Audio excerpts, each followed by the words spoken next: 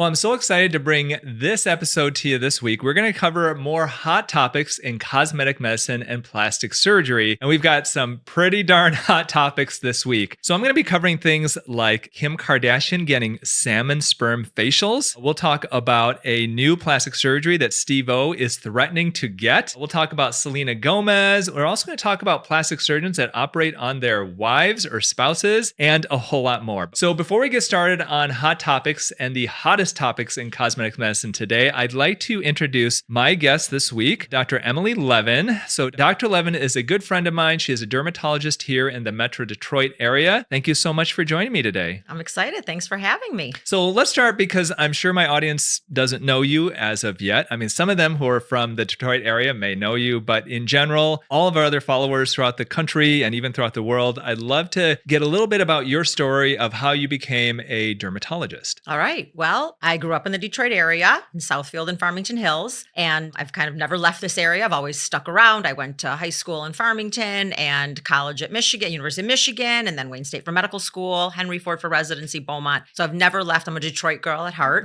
And I opened up a private practice actually, it was a practice that had been around since 1969, and I joined it and then kind of took over the practice and moved it to a new location in Bingham Farms. I have two partners that work with me in terms of physicians and a provider, a physician assistant. And, I love the Detroit area. My friends used to joke that I was like a picker when I was in high school. So they always like, you're going to go into dermatology. I just know it. And you picked your face? Not my own face, like other people. I wanted to pick at other people. They would have something on their skin. I'd start picking at it. And they're like, you are totally going to go into dermatology. Wow. And when I started med school, I thought OB-GYN, but that never kind of excited me once I got there. But dermatology did, and plastic surgery, which I love both. And that's how I ended up in derm. It was the perfect balance of surgery and internal medicine and a good lifestyle. And talking to my patients and building those relationships, I love it. So you did 4 years of medical school at Wayne State? Yep. And then tell me about the residency process after that. So I had to do an internship year first, just a general internship. It was called a transitional year. Okay. I did that at Beaumont, which is now called Corewell Health, but at Beaumont, which is in Royal Oak. And then it was 3 years. That was 1 year. And then it was 3 years of a dermatology residency, which I did at Henry Ford. Do many dermatologists do fellowships after the residency? And if they do, what are some of those fellowships that they do? So some do. There is one particular fellowship called Mohs surgery. It's MOHS. It stands after the guy who developed it. His last name was Frederick Mohs. Yeah. And it's a skin cancer surgery. So my partner did that, and he does Mohs surgery in our office.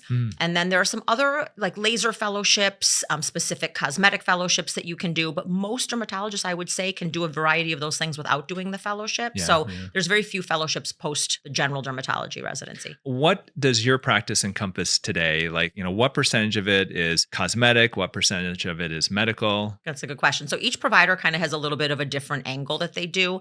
I do a lot of general dermatology, skin cancer screenings, skin cancer checks, full body exams. I kind of developed, a very particular following with doing a very thorough skin check, full body check. And then I do a lot of cosmetics, surgical excisions in terms of just moles that people don't like or skin cancers, and then a lot of injectables, Botox, filler. We also have a medical spa affiliated with our practice as well. So we do a lot of the fun chemical peels and lasers and things of that nature. But we do have a whole mixture. One of my partners does a lot of medical dermatology, a lot of psoriasis and the biologic agents.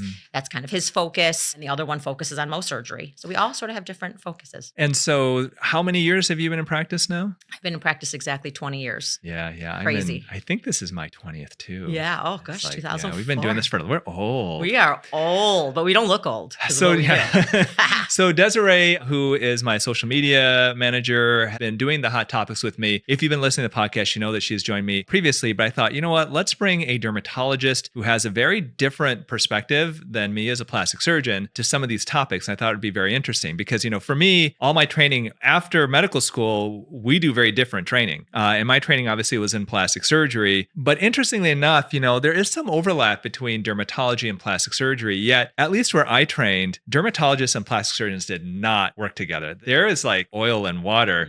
So I went through 3 years of general surgery training, 2 years of plastics. I did a fellowship in cosmetic plastic surgery out in Beverly Hills. And not a single day did I spend with a dermatologist, which I think about is crazy because there is so much overlap. Yet I think that it's like turf battle because of Botox patients, because of skin cancer removals and stuff like that, I think it's a shame that there's not more camaraderie between our specialties. I agree with you. And same thing in dermatology residency, we had no interaction with plastic surgeons. Really? In medical medical school, I chose to do a few of my electives in plastic surgery because I thought I was doing. So that was my exposure to plastic surgery. But in dermatology residency, zero exposure to plastic surgeons. And there's so much that we can do complementary to each other to help our patients, if we work together to get them a better outcome. Yet, unfortunately, I think it's like egos and it's money and it's just turf issues. And so it's unfortunate. I agree. So the hope is that Dr. Levin continues to come back and chat with us through these hot topic sessions. So we're going to get more, I think, in the future about some of the things you're doing in practice, some of the treatments. But let's get into some of these hot topics because I think these this week are quite interesting. So the first hot topic I'd like to go over is probably the most out there. So have you ever watched Jackass? I have watched Jackass. You're familiar with Steve-O? Yeah, I mean, we're both Generation X. I think Jackass was kind of big with, I don't know if it's millennials and kind of the younger Gen X population, but I watched, I think, one or two of their movies. So Steve-O was a huge part of the Jackass series.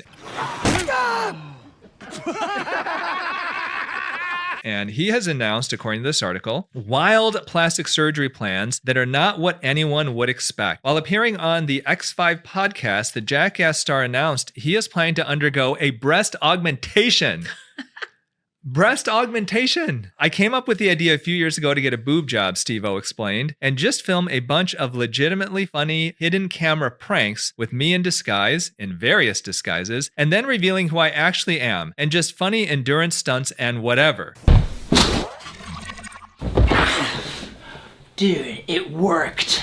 Play that back, brother. Ever. Steve-O is 100% serious about having the procedure done. However, he also said that he would like to have the implants for a max of 2 months before having them removed. He further confirmed that he will be getting a D cup. Like, we're not talking B cup, we're talking D cups on Steve-O. I spoke with the doctors and I said to them candidly, the one thing I'm really freaked out about and bummed out about and would back out of this over is if I'm just going to be a mess afterwards, he continued. It's going under the muscle and the doctors are completely unfazed, like 2 months. It comes out absolutely no issue. Steve-O also reassured the podcast hosts that he has absolutely the best doctor in the world at giving men gorgeous boobs. I don't know what to say about this. This is like, this is definitely jackassery, I think. It is jackassery. And I read that article too, and I'm curious why. He never says why. I think it's just for the publicity, the stunts part of it. Yeah. So I think the important thing, as a plastic surgeon, I do a lot of breast surgery. I did a breast augmentation this morning. I did a breast reduction afterwards. And the fact is that if you get breast implants, it will change your body. Even if it's just for 2 months, there is going to be tissue that's going to be stretched out. They said they're going to lift his muscle up. And sometimes when we lift the muscle, we have to actually cut parts of the muscle to do that. This is not something that you just do for 2 months and think you're going to get back to how you started afterwards. And if their plastic surgeon said, oh yeah, in and out, 2 months, no big deal, like they're crazy. Like this is not the right thing. Absolutely. It says it comes out 2 months, it comes out absolutely no issue. There is an issue. And especially if you got D cups, like, okay, you take him and you give him like B cups and maybe you're not stretching the tissue as much, but D cups, like that's going to stretch his tissue and he's going to have a flabby chest afterwards. Yeah. Well, the skin will be stretched out as well. And so unless they're taking out excessive skin, but why not just wear a bra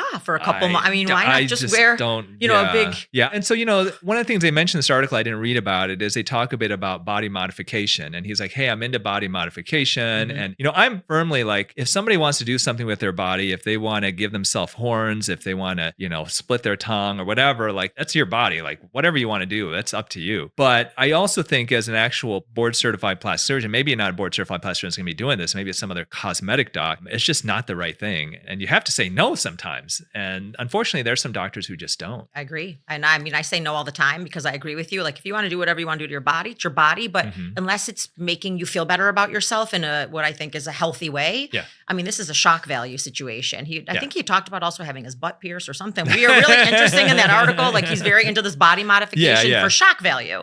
And so that's a definite shock value situation. I say no to people all the time. They want more lip filler. You're like, that's enough. It's too much. The interesting thing about body mods, though, and I think a lot of people don't realize, is that there aren't doctors who are doing this. It's not like you go to a dermatologist and they're like, hey, Dr. Levin, can you split my tongue? You're like, oh, yeah, sure. Now, these are body modification experts, which are essentially like tattoo artists who do some type of training with, I don't know if it's apprenticing with body mod artists or something. Like these are not medical professionals. Nope. And because they're not medical professionals, they don't have access to prescription medications. So they don't necessarily have access to numbing agents. And if you see these videos, videos of people getting some of these body mods, people getting their tongue split literally with no anesthesia. Ugh. It's like, I mean, God bless them, because there's no way I could do that even with anesthesia. No way. But yeah, so I mean, we'll see if Steve-O actually goes through with this, but this is out there. I think it's agree. probably the most out there that I have ever heard of a actual like real celebrity saying they're going to do something. Yeah. So. And I'm really curious what his goal is. Like, is he just trying to see what it's like to be a woman and like what the I think response it's just of people? the pranks. And I mean,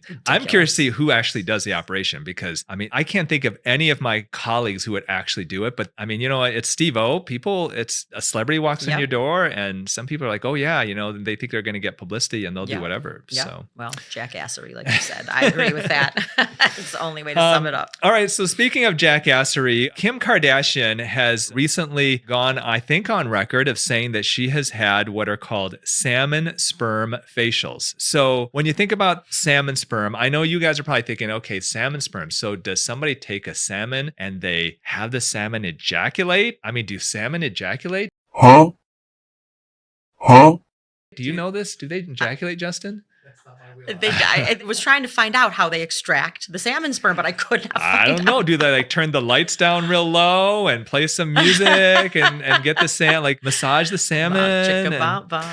Right, a little. So have you heard much about the salmon sperm facials? I guess they're really popular out in Korea. Like I do not take ownership of this. I am, my ancestors are from Korea, but I don't take ownership of this. Yeah. My staff is in their 20s, most of them, and they're always talking about and looking on TikTok and Instagram, all these things. And so they've been talking about this one recently, this Kim Kardashian salmon sperm facial. Like, what is it? We were all trying to find out what it is and like what exactly. I read something about that they take the sperm and actually inject the person, not necessarily in their face, but inject them. Didn't really say where, but it did not say how they extract, the sperm. And maybe Jennifer Aniston was commenting also about how she has tried this. Or my understanding of what this is it's technically, I think they say it's sperm, but it's not salmon sperm, it's DNA. It's salmon DNA, and maybe they extract it somehow from the sperm. I'm not sure. But there is a treatment called Rejuron, and this is actually available out in Korea, and it's a biostimulator. And the idea is that they inject it. I saw actually a TikTok influencer that I guess I'm not friends with. Like, we follow each other, so that technically on TikTok you're friends, but like I've never talked to her before. But she went to Korea and had Rejuron, which is not FDA approved, injected into her face, and they called it the salmon DNA facial, which I think is probably the same thing. And what that is basically a salmon DNA has been found to be some type of a biostimulator, like a Sculptra, like Radius, and they inject it pretty superficially into the skin, and the idea is it just brightens everything up. Now, my understanding is Rejuron is available in the US as a topical because it doesn't have to get FDA approval for that as a cosmeceutical, but it's not available as an actual injection. Although I do hear there are people advertising that they're injecting it. And my understanding is that's against the law. Probably. Like, if you are injecting something that's not FDA approved, even if you buy it overseas and you start injecting it, you can get arrested for that. That's what people are getting in, with the bad Botox and stuff they're getting from overseas. And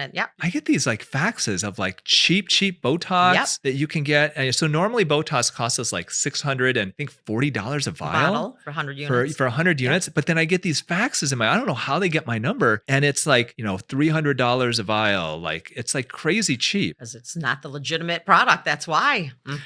Then they're reading about you in the news for other reasons. Even if it is legitimate and like it's from another country, but still could be legitimate, I think is illegal to bring it in here and to inject it. Like, I mean, you think about it, it's just a stupid business thing. Is if it's real Botox from Allergan, but let's say it's sold in Mexico, but it is actually from Allergan's real Botox, it's not legal to bring that into the States and inject it. Right. It should be. I mean, why not? I don't know.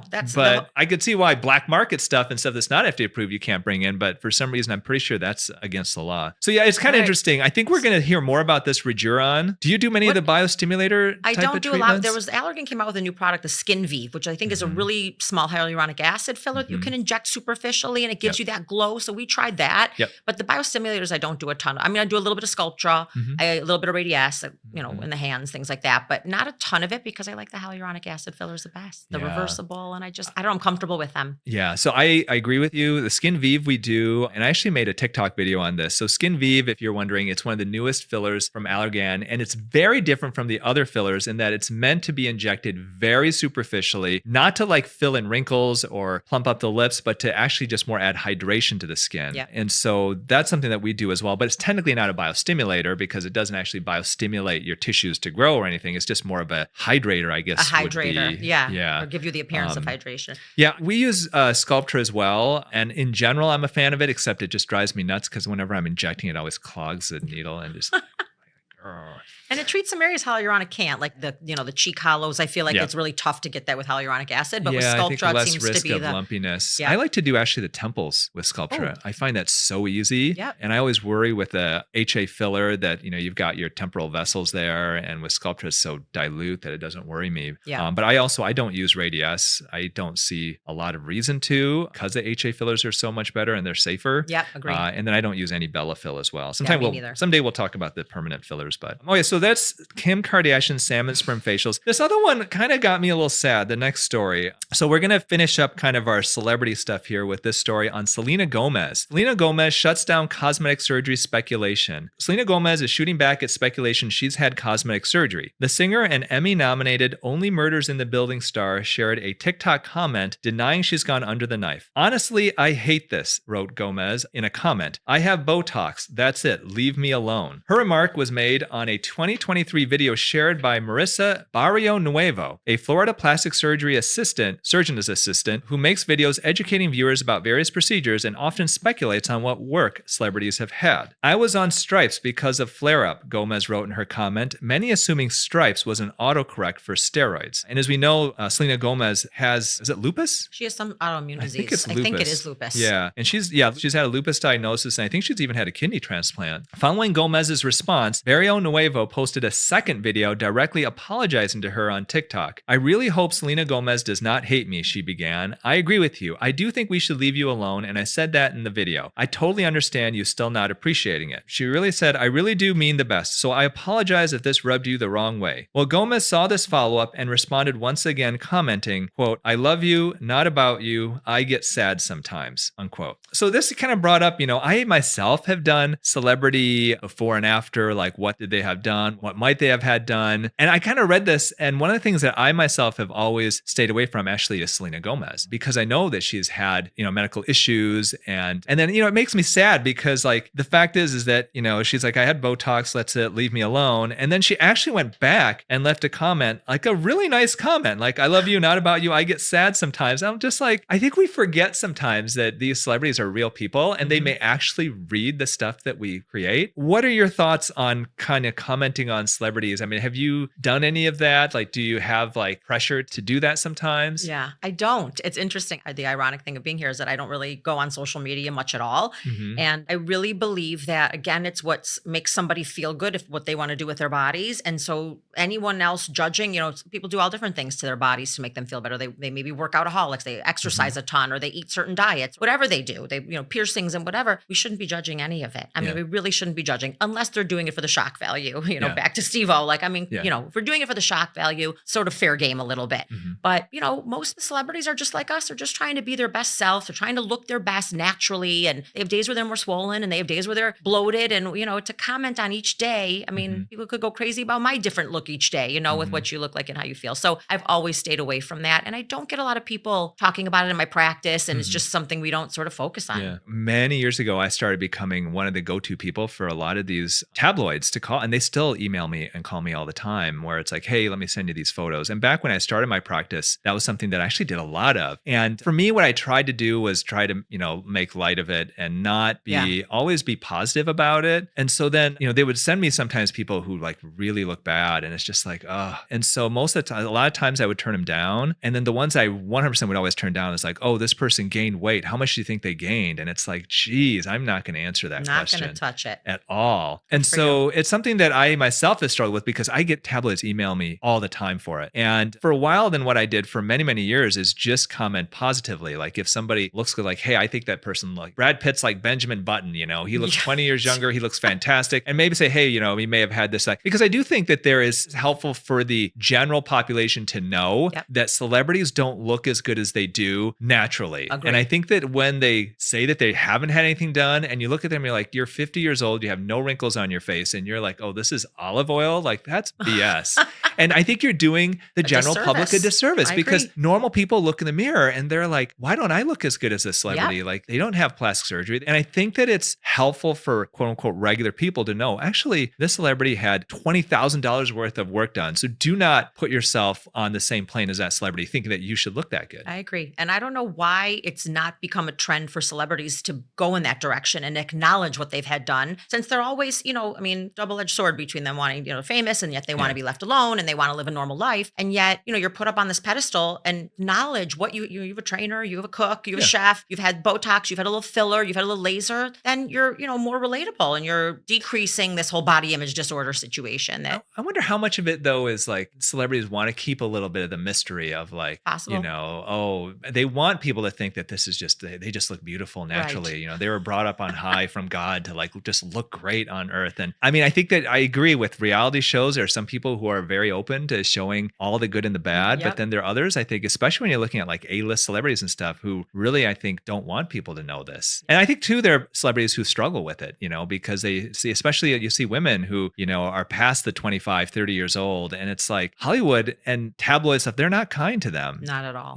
And so it's like, how do you stay relevant or feel like you are relevant without necessarily getting a lot of, it's a challenge. It is a big challenge. I agree. So, I mean, for me now, what I'm finding as I have gotten, more prominence and stuff like that, like sometimes I run into people and now that's my worry is that I'm going to see, it was like, so something like Selena Gomez, I did make a video on her many years ago. There was somebody posted like a before and after type of thing. And then I reacted to it. In the end, I said, you know what, leave her alone. Like she looks great and let's just leave it at that. And for me, it's like, there is a tiny possibility someday that maybe I'll actually meet her. And like, I would hate for that interaction to be a negative one. And be like, you hurt my feelings because you said I had this and this done. Absolutely. Like, so I think back when I was more anonymous, I was more open to be like, oh yeah, I'll comment on Madonna and this and that. Cause I don't know, how would I ever like, no, she's never going to see what I wrote or whatever. And now I feel like, oh crap, like there is a tiny possibility that I might meet some of these people. And like, I just would hate that to be a bad, like, I just don't want to hurt anybody's feelings. I don't blame you. I think that's a good place to be. Yeah. So anyway, that one made me kind of sad because and the fact that she replied to that comment in such a nice way, I'm just like, she seems like such a nice person. She really does. I mean, yeah. So yeah, I'm on team Selena. That's for sure. It's hard to wonder why they respond sometimes to those things though. It's like, why not just sometimes ignore it? You wonder if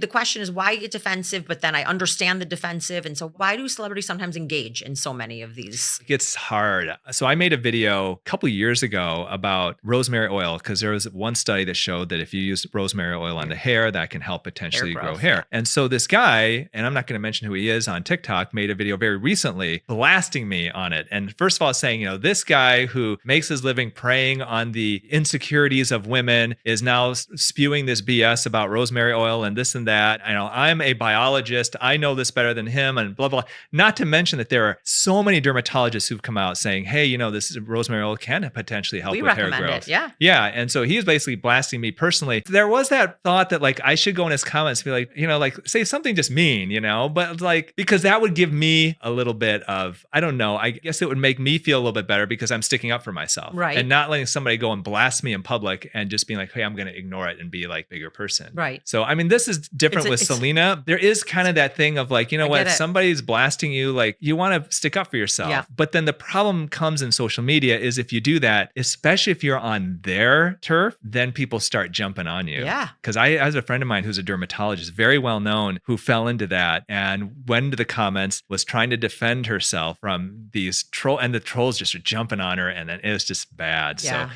best just to stay away. Engage. Yeah, Don't engage. Just And sometimes it's just like, oh, you want to engage, but you just shouldn't. Yeah, it's in life in general.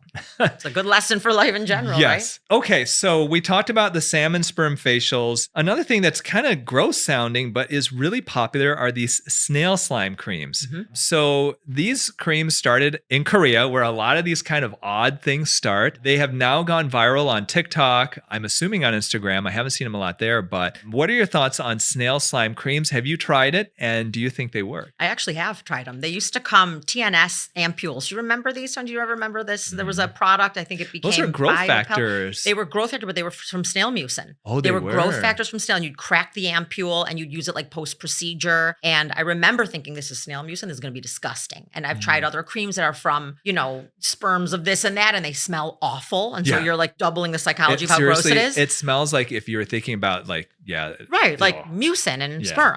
Okay, sorry, we won't go there. TNS, when it first came out, TNS was 20 years ago, it smelled terrible. We used to call it a monkey butt cream. A dumpster behind a Chinese restaurant, like bad. We literally in residency, we called it the monkey butt cream because the rep brought it in and we all smelled like, we all smell like a monkey's. Okay. So, but the ampules they actually had a nice scent to them and they were extremely hydrating and rejuvenating. And I remember loving them post-procedure, but then even when you're just having, if you're using your retinol and you're getting a little dry a few days later from your retinol, they were really hydrating. And they put some scent in there that smelled really good actually. And they were made from snail mucin, growth factor. So I felt, you're getting a little anti-aging in there, but I remember them being really hydrating and giving you a little bit of a glow and soaking in really nicely. So I remember really liking them. And we carry similar lines to what you carry. And are you still using the TNS? I'm not still using it anymore, but I kind of wish I should bring it back. I'm thinking I should bring it back. The last time I saw it, so this is a company called Skinmedica, I think, right? And so it's their TNS. It's based off of growth factors. I didn't know actually it was from snail mucin, but I always thought it was like actual like human derived growth factors from something long ago. This was the TNS, but these were ampules. I can't remember. It was Biopel or whatever the name of the company was. Maybe it was TPS or something. I can't remember the name of the company. They came in a little packet of post-procedural ampules of snail mucin. So this wasn't the TNS complex. Not the TNS complex. No. Because that smelled terrible too. That does smell terrible. Oh, okay. But the snail mucin ampules, I have to look back at the product. I should have remembered, but I can't remember the name of the product. So there's a brand called COSRX, COSRX, and that's a Korean brand. And I did actually try it. And I don't know, it was not my thing because it literally is so slimy. Like you put your finger in it and then you pull your finger out and it's like snot. Ugh,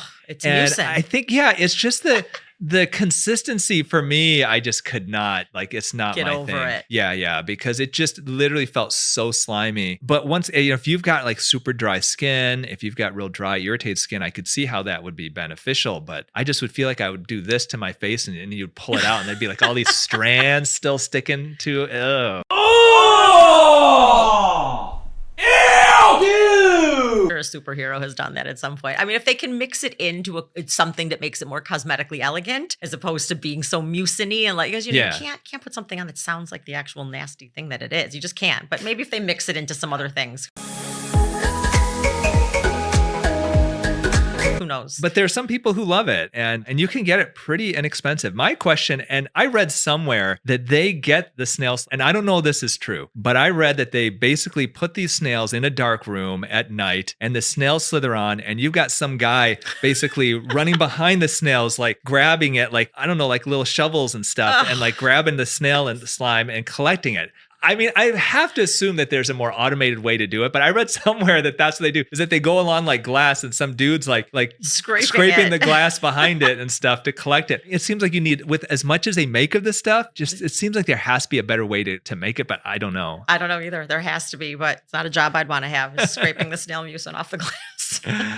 All right, we're going to switch gears a little bit. And there is an interesting story about a plastic surgeon. And the story is called My Husband Gave Me a Facelift. Okay, so this is a couple, Neda and Amir Karam, Karam. How do you pronounce that? You know? No, Karam. Okay, so Amir is a plastic surgeon. Neda is a family medicine doctor. Earlier this year, a few months shy of their 26th wedding anniversary, Neda decided she wanted to get a facelift. And there was no question in her mind who would perform the surgery. I didn't want to go to him just because he was my husband, but I felt I was in the unique situation of living with the best choice, Neda says. I don't think I would have had the guts to do it with someone else. Amir agreed there wasn't a better surgeon for the job. I mean, like, hey, right here. If I thought there was somebody out there that could do a more natural looking result and have a more consistent looking outcome, then 100% I would say, Netta, let's go to so-and-so, he says. But I knew in my mind and in my heart that I could deliver, and that was reassuring for us both. I would not want her to come out of a facelift and look like a different person. The aging process is relatively short. We've been married for 25 years, and it's just in the last few that she's shifted into an aging version of herself. Ouch. Ouch. I don't want a new version of her. I just want the old version. Ouch again. In 2010, a survey of 465 plastic surgeons revealed that 83.9% had operated on a spouse or family member for a simple reason. The doctors said they believed they were the best surgeon for the job. In the same survey, 88% of plastic surgeons said they would operate on a spouse or family member. I mean, the fact is us plastic surgeons are really arrogant SOBs because we think nobody else can do this but us. I don't know. This really struck me because do you treat your family members? I try not to. So it's a fine line, right? What's operating on and what's injecting. I mean, injecting, right. I feel is not as serious. Agree. Botox filler is one thing, but like surgery, my dad actually had a skin cancer once and I thought it was a cyst. I excised it. It ended up being a Merkel cell carcinoma, which is a very serious skin cancer. That's what freaking Jimmy Buffett died of. That is what, yeah. So, once that happened to me, that was very early on in my career. I said, no more. I'm not taking care of any more of my own family members because God forbid I would have just said it's a cyst. Let's leave it alone, and that could have been life threatening for my dad. Yeah. So this is no good to me. This is like, I do not like this at all. This happens in plastic surgery all Would you give a facelift to your wife is the question. Hell no. Exactly. Yeah, so I wouldn't either. I feel like, and correct me if I'm wrong, I went to Michigan State University. They're very well known for like the biopsychosocial method. It's very like very more holistic minded. If medical school would be holistic, it's kind of more minded that way. You went to Wayne State, so that's going to be more of a traditional kind of, I think, perspective. We were always taught that you don't treat your family members. Same. And the reason why, and I think this is a big thing, is because your emotions, number one, interfere potentially with making a rational decision about their patient care and what would be best for them. And number two, if something bad happened, how is that going to affect your relationship with that person? So I've got a story here that is just a tragic story. I have a friend of mine whose father is a physician, orthopedic surgeon. His grandchild got into a big accident and ended up going to surgery with the grandfather and I think one other surgeon, and that child died in the operating room.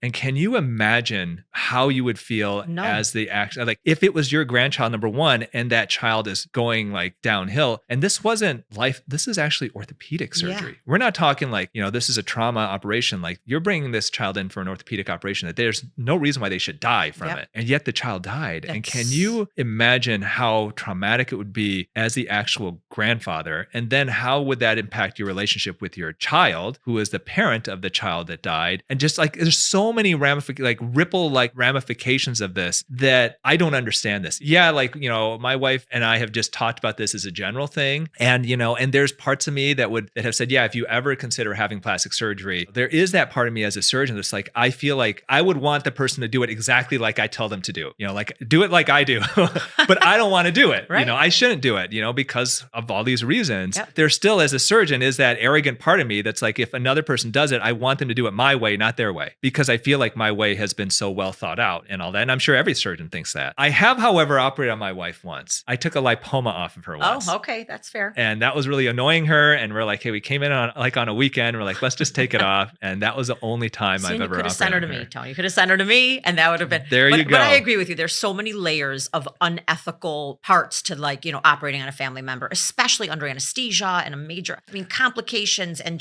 that's just an awful situation to be in. I don't want to see the inside of my wife's face or I don't want to see that. Like, boy, ain't no way, boy. Boy, ain't no way, boy. wuss, like when she gave birth both times, I'm like, I don't want to look down there as the baby comes out. Like, I don't want to see what's going on down there. I'll stay up at the top. Like, I'm good. But my husband, as a non-medical person, was the same. I think most husbands don't want to see that for some reason. I know what goes on down there, and I don't want to see that with my wife. Like, it's fine. Like, I'll hold the baby afterwards. But yeah, no, and that's okay. It's interesting. But like, I train with doctors who do facelifts on their spouses. They do breast implants. They do all this stuff. And I don't get it. Like, it's... And we all know a trusted colleague that could could take care of them, that you could be their advocate for your wife, right? You Yeah. could go see, when you have a trust, I have partners. I'd be very happy doing skin cancer surgery on any family member of mine because I trust them, and I could be there and be advocate for Yeah, and Botox, filler, all that stuff, that's not not a big deal. operating. I agree, Yeah. 'cause But those I do surgery on is family. like when you've got somebody and that's a whole other thing. I agree. So, I agree with interesting. that Yeah, one. I don't like we that actually one. agree on that. That's good. Yep. Okay, so kind of staying on that plastic surgery thing, this is kind of a crazy story. So, a Seattle area plastic surgery provider accused of threatening patients over negative reviews and posting fake positive ones must pay $5 million to the state attorney general's office and thousands of Washington patients. The complaint accused Allure Aesthetic and owner Dr. Javad Sajan of violating state and federal consumer protection laws by posting false reviews and forcing patients to sign non-disclosure agreements barring them from posting or saying anything negative about Allure. The resolution requires Allure to pay $1.5 million in restitution to about 21,000 people. Like, how do you find those 21,000 people? Who's he paying? So people who are forced to sign illegal NDAs are non-disclosure agreements, will each receive $50, while those who paid a non-refundable consultation fee before they signed an illegal NDA will receive $120. The remainder of the money, about $3.5 million, will go to Ferguson's office, the Attorney General, for attorney fees, litigation costs, and monitoring and enforcing the consent decree. The lawyers Decree. make the money. There they go. Yeah, it's like, I mean- holy crap. Oh, right here, just to finish up. According to the lawsuit, the company also rigged best doctor competitions hosted by local media outlets, kept tens of thousands of dollars in rebates intended for patients, and altered before and after photos of procedures on patients. What? Like, what is this guy doing? This guy's a quack. Oh my He's gosh. a Yahoo. That's crazy. I mean, that's So do you pay attention to your like Yelp reviews and all these other types of reviews, like Google reviews and stuff like that? Yeah, I mean, that's a really good subject because it obviously affects everybody, that any business that you're in, whether it's a medical professional or whatever. But we're not exempt to that. But yeah, I do pay attention to the Google reviews and the Yelp reviews, and we answer them as, eloquently and kindly as we can, because there are inevitably people that call and they just don't even like what we tell them on the phone, and then they immediately post a negative review. We didn't even do anything. It's nothing to do with me as a physician or the staff in my office That's or right. anything, but and you want to react. So, it's all about. What's your aggregate, like what's your review, like what number are you out of what, 5? Out of 5? Yeah, You mean? I Oh, don't it's know. like Is it- 4.8. Yeah, well, that's I mean, good. I think being a good doctor and a good person and having Yeah. that great relationship with my patients is what's most important. But you're always going to get people that love to find something wrong and post a negative review. And when they do, we try to answer them, not reactively, but just, whatever kind is a result, and a factual answer as we can. But when they're just ridiculous, it's like, it's not worth it. It's not Reviews, even it worth seems like they're either 5 stars or they're 1 stars. Yep. And so the 5 stars are going to be people who've actually you treated, Correct. who have, obviously been happy with, your services, stuff like that. And then the 1 stars, I find, like vast majority of them have never even been to my office. Correct. It's like I had one person, I called on a Saturday and I got some answering service and they said to call back on Monday, would not make an appointment for me. And then they left a 1 star. Right. Like, Yep. it's And then my answering service. Like they can't make appointments. It's like some place out in Minneapolis that answers the phone, and sends it to me if it's an emergency. Exactly. And inevitably you click on those people in terms of what they've reviewed, they're all 1 stars. They went to a restaurant, they didn't get, or they didn't even go. So it's a trend that most of those 1 stars have. And of course, if it's a legitimate 1-star review or there's a 2 or 3 star and there's a legitimate complaint, we're going to respond to that. Yeah. But it's rare. It's mostly the people that haven't even been to your office. Yeah, That it's maddening. I get so many of those. Like I called to make an appointment. It's a 2-year wait, 1 star. Yeah. Like, sorry. Translates into you being a good doctor. That's what why can there's I a do? 2-year wait. You're It's excellent. And that's why. Oh, yes. But at the same time, I think when you're early in practice, and I remember when I first started my practice in the first couple of years, and you'd see this bad review come out, and it was like Crushing. very crushing. Agreed. It's disheartening because it's like you put, all of the training and everything, and here you are, you're excited to start practice, and you're really sincere. You want to help people and stuff. And then all of a sudden you read this review saying how horrible you are, and they're unhappy. And because no matter what, you're going to have unhappy patients. Exactly. If you don't have unhappy patients, it's because you haven't seen enough people. And so, I have unhappy patients. I have patients who, no matter what I do, they're not going to be happy. And some people who get a complication and they blame it on me, even though it may or may not have had anything to do with me. Yep. But those I found initially when I started my career, I'd be crushed by it. Same. I was And too. I would just for days,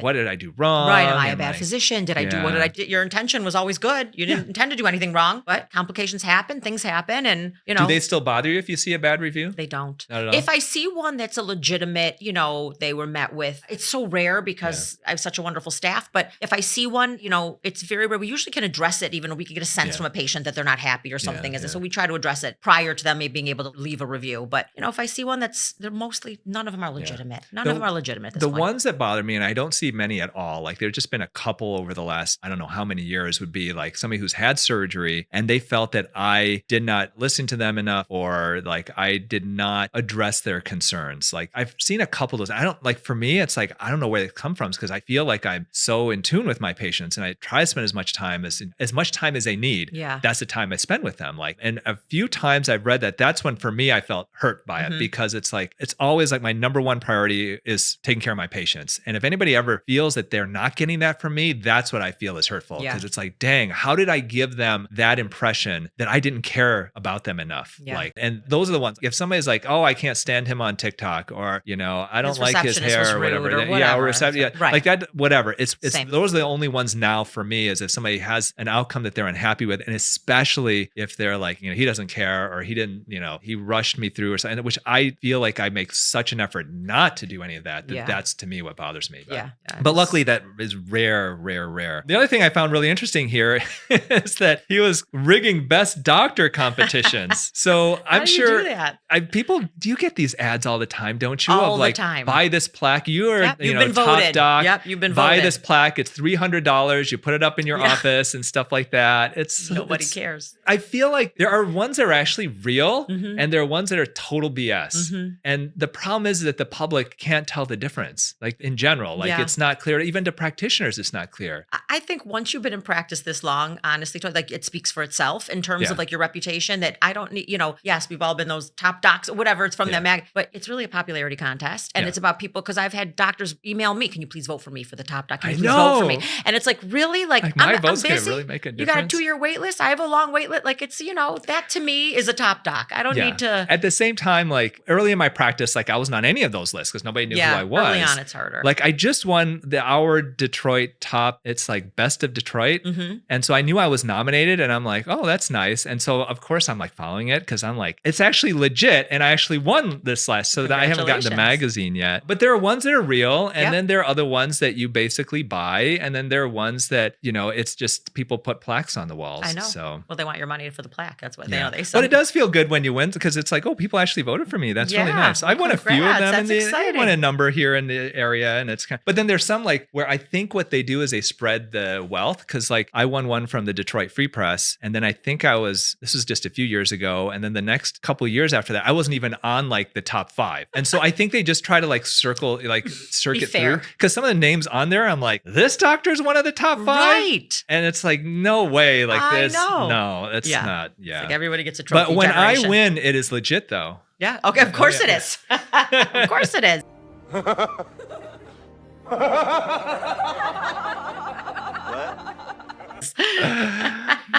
Okay, so I've got one final story, which I find really interesting, just because I have a personal thing, kind of my own personal story with it. But this is actually an article about rapamycin. So rapamycin is a drug used to suppress the immune system in transplant patients, but scientists have found that it may have another use. The drug has been shown to have anti-aging properties, despite no official research being done on humans as of yet. Rapamycin has gained a large following thanks to longevity researchers and celebrity doctors who, citing animal studies, contend that it could be a game changer in the quest to fend off age-related diseases. However, the drug has not been officially approved by the FDA as a tool to combat aging. The agency doesn't consider aging to be a disease, and rapamycin's generic status means there's little financial incentive to run expensive clinical trials to test it on age-related affiliations. While this has not stopped biohackers or people who are looking to expand their lifespan, the drug has shown promise in reducing the symptoms of aging in several species, including mice, yeast, dogs, and worms. Some scientists say rapamycin can reduce inflammation by inhibiting a signaling pathway in the body called mTOR, which is a mammalian target of rapamycin, which seems to be a key regulator of lifespan and aging. While rapamycin has yet to be properly tested on humans for anti-aging, people have been prescribed the treatment for this purpose with seemingly positive, if unaccredited, results. While rapamycin is not exactly easy to find, it is a molecule produced by soil bacteria on the extremely remote Easter Island location in the South Pacific, initially used for its antifungal properties. It was later found to have immunosuppressive antidepressant properties for which it is used today. This exotic molecule, found only on an isolated scrap of land in the middle of the ocean, acts almost like a switch that inhibits a very specific cellular mechanism that exists in nearly everything that lives, said Dr. Peter Attia. While the drug is thought to be helpful to the anti-aging cause in smaller doses, doctors also caution that no one knows what the optimal dose might be for humans, and taking certain quantities of rapamycin can lead to reproductive harm and insulin resistance, as well as making the body more susceptible to infection. So this I find is interesting because there have been a number of prescription medications now that are being tested for their anti-aging effects, and rapamycin being one of the big ones. You know, we learned about it in medical school because it was an